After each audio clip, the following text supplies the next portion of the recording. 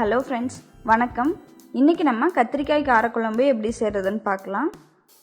இதுக்கு நம்ம ஒரு பேனில் 2 டேபிள் ஸ்பூன் அளவுக்கு நல்லெண்ணெய் ஊற்றிக்கலாம். எண்ணெய் நல்லா சூடான பிறகு இதில் நம்ம 1/2 டீஸ்பூன் கடுகு, 1/4 டீஸ்பூன் வெந்தயத்தை சேர்த்துக்கலாம். கடுகு நல்லா பொரிஞ்சு வந்த பிறகு நம்ம இதில் வெங்காயத்தை சேர்த்துக்கலாம். ஒரு பெரிய வெங்காயத்தை இந்த மாதிரி நீள நீளமாக கட் பண்ணி சேர்த்துக்கோங்க. இந்த வெங்காயத்தை இந்த மாதிரி நல்லா கலந்து விட்டுக்கோங்க. இப்போ நம்ம இதில் 10 பல் பூண்டு சேர்த்துடலாம். கூடவே ஒரு 2 கொத்து அளவுக்கு கருவேப்பிலை இலையை சேர்த்துக்கோங்க. 2 வரமிளகாயை இந்த மாதிரி முழுசாகவே சேர்த்துடலாம். இதெல்லாம் சேர்த்த பிறகு இதை ஒரு 5 நிமிஷம் நல்லா வதக்கிக்கலாம். இப்போ பாருங்கள், வெங்காயம் பூண்டு இதெல்லாம் நல்லா வதங்கிடுச்சு. இந்த சமயத்தில் நம்ம கத்திரிக்காயை சேர்த்துடலாம். சின்ன சைஸ் கத்திரிக்காயாக பார்த்து 10 கத்திரிக்காய் எடுத்துக்கோங்க. அதை இந்த மாதிரி நீள நீளமாக கட் பண்ணி சேர்த்துக்கோங்க. இந்த கத்திரிக்காய் இந்த எண்ணெயிலே ஒரு 2 நிமிஷம் நல்லா வதங்கட்டும்.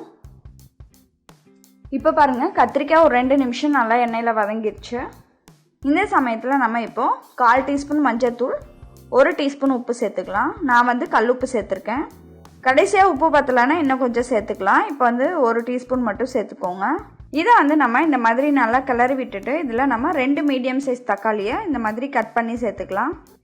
தக்காளி நல்லா மசிகிற அளவுக்கு வதக்கிக்கோங்க. இப்போ பாருங்கள், தக்காளி நல்லா வதங்கிடுச்சு. இந்த சமயத்தில் நம்ம இதில் 1 டேபிள் ஸ்பூன் அளவுக்கு கொத்தமல்லி தூள், 1 டீஸ்பூன் மிளகாய் தூள் சேர்த்துட்டு நல்லா ஒரு 2 நிமிஷம் வதக்கிக்கலாம். இதோட பச்சை வாசனை எல்லாம் போகட்டும். இதை நான் ஒரு 2 நிமிஷம் நல்லா வதக்கியாச்சு. மசாலாவோட பச்சை வாசனையும் போயாச்சு. இந்த சமயத்தில் நம்ம புளிக்கரைசலை சேர்த்துடலாம். இதுக்கு ஒரு சின்ன எலுமிச்சம்பழம் சைஸுக்கு புளியை ஊற வச்சு புளிக்கரைசல் எடுத்து வச்சுக்கோங்க. இது கூடவே நம்ம தண்ணியும் சேர்த்துடலாம். இதை நல்லா கிளறி விட்டுக்கோங்க. இப்போ பாருங்கள், குழம்பு இந்த அளவுக்கு தண்ணியாக இருக்குது. இது நல்லா கெட்டியாகட்டும். அது வரைக்கும் நம்ம கொதிக்க வச்சுக்கலாம். ஒரு 10 நிமிஷம் மூடி வச்சு கொதிக்க வச்சுக்கோங்க.